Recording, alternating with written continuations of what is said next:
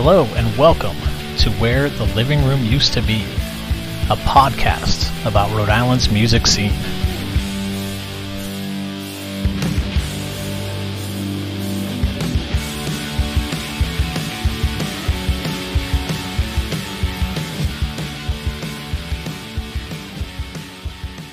RI-5, Bill Bartholomew. Yes. What is or was your favorite Rhode Island record store? Kind of a generic answer, but I would say there's a few. One would be Newbury Comics in Warwick. You know, for me, it's obviously not really a Rhode Island record store, but it played such a pivotal role in my life at a certain point in time. You know, we would go up, I'd get dropped off there when I was in like 7th grade, but even when I was in high school, I can remember my bandmate and I, it was our place to go. And remember, we were coming from the woods, and you know, I think one of the parents of one of my bandmates one time, we were leaving, pulling out of I picked him up or something, and I was like, "Where are you going?" We're like, "Oh, we're going to Newbury Comics in Warwick." The guy yells back, he goes, "Why are you guys making all these trips up to the city?" You know, so that's there. So Newbury, like the smell of incense and like, the whole thing mattered a lot to me. But also, honestly, Sound Waves, which was a great reat store in Narragansett. I would ride my bike there. It's long since closed, but I would ride my bike there, you know, a good distance, a great deal of miles, certainly 15, 20 miles each way, to go and buy pre-internet, basically. And I'd pre-order like Faith No More, live VHSs or something of that sort, where you couldn't. And so I had a special relationship with that store. And then to an extent as well, Wakefield Music, which very limited music to listen to, but that's really a place where I would go and spend a lot of time and look at guitars, just be intrigued by gear, which I'm not like the gearhead guy, but it helped at an early age to understand what a Fender Passport was versus a real PA system, and a Martin versus a junky guitar. And you can get away with like kind of crappy drums, but you better make sure you have good cymbals. All those things were a factor. So I'd say the three of those three places. Cool. Yes, you're right. You can get away with crappy drums, but you need to have good cymbals. So. Yeah. Spoken from a true pro right there. But good drums also help, and they don't make them. They don't make them like they used to. As I want to sound like the oldest man ever, but they don't make them like they used to. So that's definitely true for all music instruments. People, I worked at Guitar Center briefly when I was in Brooklyn. I only lasted 3 months. I couldn't sell people the junk there, but there's like a whole mid-section of music instruments. I see it now in broadcast equipment too, where it's like, well, you know, if you spend $500, you can get this like this thing, or it's like $500 to $1,000 zone. It's like the danger zone. It's like, no, just go buy something used that's good, please. Don't buy this new junk, you know, Amazon style garbage stuff. Like, just go buy something used for the same price from like 1996 or earlier. Yeah. Cool. What is your favorite drink that's tied to Rhode Island? Well, you know, it's interesting because I've been an iced coffee guy that's how I love iced coffee. And it's funny. Other people still make fun of me for that. Like even some Rhode Islanders, but certainly it's become a hipster thing. And so in Brooklyn, you see people, you know, nothing worse than seeing someone swinging keys with one hand on a lanyard and chewing on and shaking an iced coffee with the other hand. So it's not really Rhode Island, you know? Yeah. But I guess specifically Rhode Island Dells, you know, I love Dells, you know, it's like, okay, well, what's next? You like the Paw Sox and the Big Blue Bug too, guy, you know, but Dells. Yeah, I do. Yeah. Exactly. As a matter of fact, I do. Dells is great. It's awesome. I get a kick out of people taking the straw or sometimes the spoon out. And I don't know what it is about it, but it's just always been a treat for me. And there was one next to where I would get my hair cut. And I can remember my mom, like when I was a little kid, she'd be like, all right, just get your hair cut and get it Dells. And it's like, we'll make sure it's a large. So there's enough lemon chunks in there. You're spitting. My sister's getting her hair cut. I'm spitting lemon chunks all over the parking lot in Wakefield. You know what I mean? Yeah. So I'd say Dells. Yeah. Cool. Well, what are your coffee shops then? If you're an iced coffee guy, you know, like any, like Bolts, New Harvest, any of that stuff like that? Well, New Harvest. I'm a big New Harvest fan, but I do buy their beans and have them ground, and then I prepare them. I have my own iced coffee style that I've kind of I'm really into, and it's interesting because I never did that before. I never made coffee ever, and then I started to think like, well, can I develop my own version of it where I get the ratio of water and ice and this and that? Yeah. It kind of also reminds me. I used to roll spliffs up a lot. It was a pretty big pothead at one point. So the process of making my own iced coffee is actually taking the place of that, where you're prepping it and you've got the making it from start to finish. Yeah. Kind of throws me back to the process there. But locally, I'd say Empire in Newport is my favorite. Certainly White Electric in Providence is my favorite. Mm-hmm. But yeah, Bolt is good.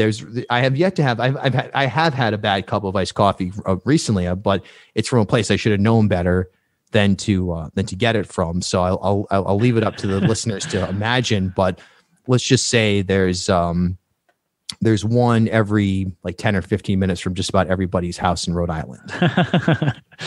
Yeah, I think I've heard of that place, possibly. But yeah, shout out to the local shops though. Yeah, local, that are out there, local coffee all day. Doing it, What is your favorite place in Rhode Island? Like, where do you like to hang out? Certain park, neighborhood, city, town, beach.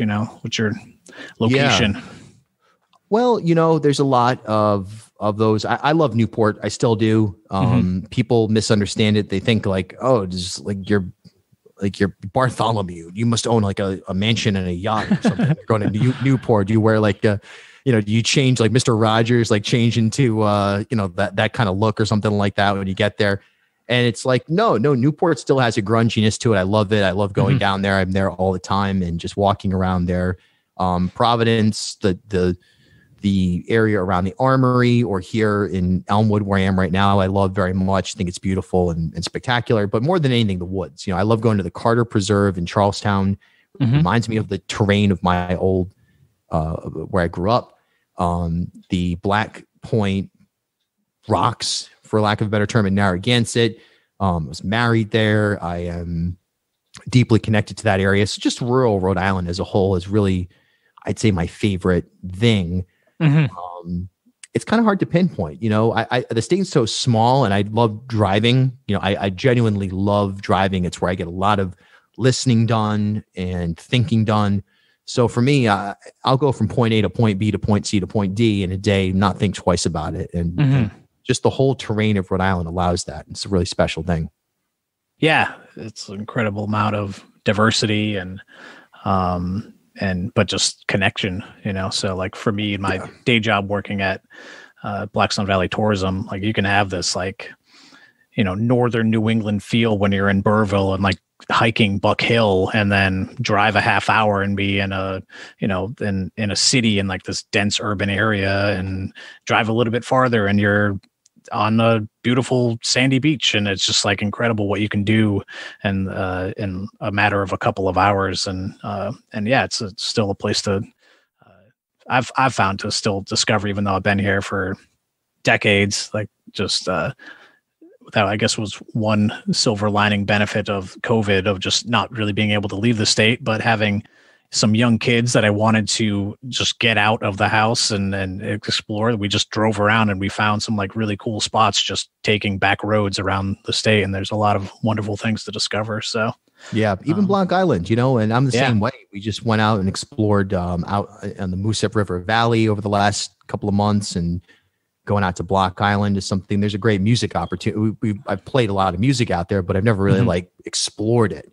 Yeah. And it's endless. Rhode Island is extremely, and we have to be very careful of our housing market not getting out of control, and then not compensating for that by clear cutting the wilderness areas. It's a real delicate balance right now that we've got to figure out, because frankly, if we don't, at some point we're going to have major problems if we don't have them already. But you can't really get enough. I'm always amazed, like, you go to Pawtucket. Like I was off Armistice Boulevard the other day, and I was like, "Where am I? What is the name of Dyer? What is it called over there? There's like a Darlington. I can't remember what it's Darlington. called. Yeah. Darlington. That's the neighborhood. Yeah. Yeah. I was like, this is fascinating. I've never been here before. I've lived collectively in this state for 20 something years, and never even thought about Darlington, Rhode Island. And here I am in a parking lot in Darlington.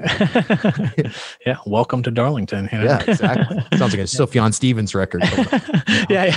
Welcome to, exactly. The Rhode Island one. Oh, Darlington falls and the windows of the mills are wah, wah, wah. There you go. Yeah. Hit single. Yeah. Cool. What is your favorite Rhode Island pizza? Ooh, tough one, because during the pandemic, I'd been vegetarian for 20 something years, probably partially from growing up in the woods. There were like pigs at the farm down the street that were like my buddies and stuff like that. I was like horrified by eating them, but I went vegan, gluten free during the pandemic. So I have to answer this question in two parts. Gluten free vegan, all day, all night, Fellini right there, especially after a show, I'll go get a veggie pie and just pound it, like hands covered in the dust. You're driving around, like vans got residue of Fellini boxes in the back, for forever. Yeah. That was my favorite for sure. And probably would still be. Now I'm having a hard time finding a really good vegan gluten-free pizza. Plant City's okay. The gluten-free crust is not doable though. I can't do that. So it just doesn't taste good. It tastes like cardboard. Place is amazing, Plant City, but they got to figure that out. So I'm in a tough spot with pizza right now. I want to try going back to eating like regular pizza this summer and see what happens. Will I react badly?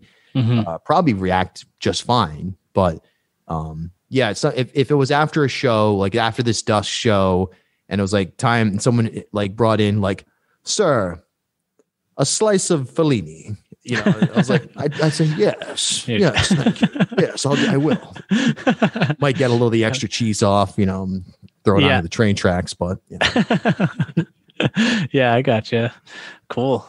Yeah, this has got some tasty stuff over there. So, definitely. And I definitely always lean towards the thinner crust stuff. So, that's where I'm at. Yeah, a lot of people say Caserta, and no disrespect, because I know there's like it's a very important place, and I respect its legacy. I felt sick after that. I felt like it was too much grease, the big deep dish type stuff. Yeah. It's a lot of those types of places though are hard to go and eat at after you've like worked your way out of eating greasy food. I bet, so my stomach wasn't ready for it. So but I'm sure it's amazing if you're like prepared for it, but. Yeah, I'd vegetarian for a long time, and going back to eating meat, there's a transition for it, I guess, so it's same kind of. Well, I was like, what the hell is this, So I was at New York System, the Olneyville place with Greg and the owner, and we were doing like a taping over there, and sat down, and they were like, so what are you gonna have? You're gonna have 17 all the way or whatever it is, and I was like, oh, I don't eat meat, I can't do it. And they're like, hold on, we'll get you. And he like whistles. The guy just took buns and loaded it up with condiments, and so I'm just eating bread loaded up with condiments.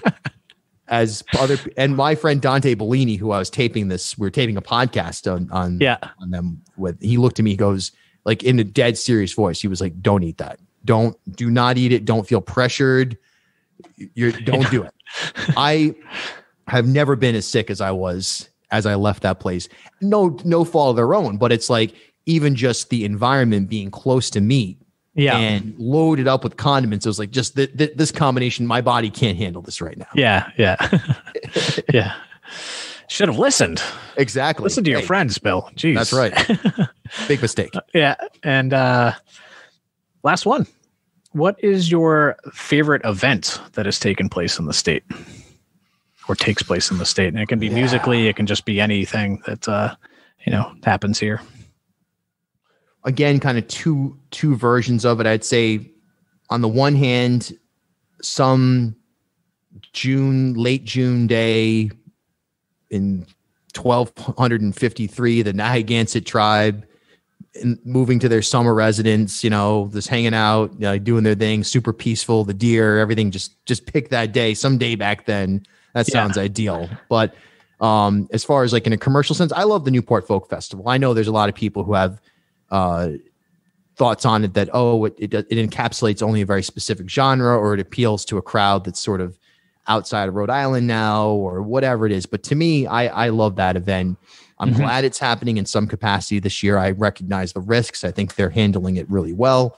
And I think but also the jazz festival. I mean, frankly, the jazz festival can sometimes be more invigorating as a non-jazz musician, just from a drumming perspective. You're like, oh yeah. Like it's like watching a slam dunk contest in the NBA. Okay, Nate Smith is here and he's just did that in front of me, and makes the best drummer in Rhode Island look like the little drummer boy performer in your preschool. So it's the jazz and folk festivals are my favorite events. I think that the key there for a lot, and again, I think most people love the thing, but the naysayers, I think there's a lot of jealousy. I think there's a lot of bands that want to play that haven't been given the opportunity. And that is most often who I hear knocking the event or making comments about it, or, pushing back at me when I announced, tickets are available for the event in like a news capacity. Tickets go on sale tomorrow for the Newport Folk. Somebody DMs me like, you're just a stooge for this like corporate event. And I'm like, yeah, but if you got asked to play there, you're going to tell me right now you would not play that. You want it. Yeah. Give me a break. So we have a major level stage here that attracts people from around the world. Yeah. Great artists. So that's my favorite event. Yeah. Cool. Just to shout it out, I know that you've booked some series at your loft there in Providence. Can you want to just talk a little bit about that while we're kind of on the topic? And Elmwood Songwriters Club is sort of a continuation of that open mic theme that I discovered in Brooklyn, which is, with Elmwood, what we did was, and we will do when it resumes this fall, is I have this 3,000 square foot loft here in Elmwood. It's our home, my studio, etc. We've got a couple of roommates here, and we set up a stage. I book 6 people, put their names into a cauldron that I found. My parents were selling their house. Yeah. And draw the name out of the hat one at a time, and each person performs 2 songs. It forces everyone to stay for the whole time, and it retains the audience's attention because you're only getting 10 or 12 total songs, and the rest of it's a hang. So I found it to be really effective, and it creates a lot of dialogue around the songs and interaction between the performers and the audience. I think that it's really a special event in the sense that the music really only lasts for 45 to 60 minutes, but it ends up being like a 3-hour affair. So I'm very excited to bring that back this fall. And I think that I think Rhode Island, there's one thing to have a listening room, but it's also important to keep it moving. I mean, let's be honest. You could tell me Neil Young is going to perform down the street tonight in a loft, and if it goes past 60 minutes, I don't know if I'm into it as much anymore. That's just our attention spans. Yeah. So the whole 2-song thing, it also harkens back to that competition in Brooklyn. People at my wedding, people that are my best friends, people I care about and love, but each week you're pushing, or each month, you're doing that song. Well, here's mine. Okay, well, next time I better start thinking about how can I be more authentic or create something more interesting. And so it creates that dialogue, that healthy competition that there's no winners or losers, but it's just within the performers. You think, okay, let's try to be the best we can be, because I know that whoever, Dylan Harley and Chris Knott and Michael James and Randy Robbins and Gabriella Hassi and Muggs Fogarty and, Charlie Marie are all performing next month. So I better make sure that I don't suck. Yeah. I mean, it does seem like it's not like, well, I'm just going to play this bar. And, if I mess up something, most likely people weren't intently listening, but people are going to be, as guests of the show, like listening to it. And then, you're just the people that you're booking are of a certain standard. Kind of even going back to like the other segment of like what's happening at the Columbus Theater, like, the shows that you book for the Elmwood songwriters, like it's like there's a certain level, so you need to kind of bring your A game, and I think that stuff is important. I've talked to people like what's happening in the Rhode Island rap scene now is incredible with what Joe Bruce and Toadstool and Obviously what Chachi's been doing for a long time. I mean, John Hope's out of control and Flawless and stuff. I mean, but all of those guys, I mean, I love and have so much respect for them because they're still, repping Rhode Island, but they're bringing people along. But they're just making other people get to that level, and they're not just trying to squash everyone and be like, well, I'm the best rapper from here. They're like, we're all good. Let's just do good shit. We're all good songwriters playing right now. Just get here. Let's do this stuff. And it's just really exhilarating as someone that, is watching this as just a music listener, a music lover. And I mean, it's also just good as a performer. I just need to kind of push and try to be the best that I can be. So I think it's incredible what you're doing. I appreciate it. Yeah. And I agree that there's no reason why, people hear competition and they think, oh God, they think American Idol or something like that. And it's like, no, I think, the best, the things are the best when there is a degree of expectation. Look, I also, and this may come back, it may not, but I hosted an open mic in Newport at the Parlor every Wednesday night with Dave Flamond. He and I called it 200 because the address is 200 Broadway. So we would, 8 p.m. to 11 p.m. Come on down. You can do whatever you want. If you want to try stand up, if you want to try this, you want to do that.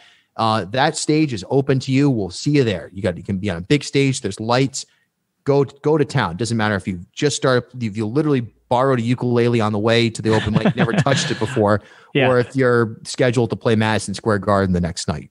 And there is that. That's great. I love that. And I would not be able to be who I am without that. But it's good to also have people would say, oh, it's gatekeeping. It's not gatekeeping. It's programming. And it's giving people, you want to be able to present things at different levels. And so you can graduate and move forward. And so the promoter part of me, I have in the past gone out of my way to book my friends or do this or whatever, make it easy. Oh yeah, these are my buddies. Now it's who on the bill is going to make everybody else on the bill step up because they know that, oh, this is X person's on this bill. So that next level, it's not 200. It's not the open mic. It's not some bar. It's not Poor Judgment in Newport. It's not, it's not a 5-band lineup and you're playing at 1:30 in the morning. It's not that. This is something else. So, and it's okay. It's okay to acknowledge that there are levels and layers to all this stuff. And I don't think that it should be torn down. I think it's a good thing. And I want to go to the next level. I'm sure you do as well. And we always do. You want to be the best version of yourself. It's not about, that doesn't mean that the guy or woman or person next to you can't join you there. And the hip hop scene's done a great job of showing that much, much better than the indie rock scene where there's a lot of camaraderie, but there are bands. I mean, Dare Tick obviously uplifts a lot of bands and certainly others, but it's not the same as in the hip hop scene where you really feel it and you see it with Strange Famous, with what Sage and B. Dolan have done now, Jesse going in there, Jesse the Tree. That's where the indie / folk, not indie folk, but the indie / folk / alternative community could do a lot better, is uplifting that sort of rising tide lifts all boats. Type thing. Well, thanks again, Bill. It's cool to talk Rhode Island with you. You're such a wealth of knowledge of this stuff, so it's cool to get a little bit of a behind the scenes. And man, thank you. That was a blast. Thanks a lot.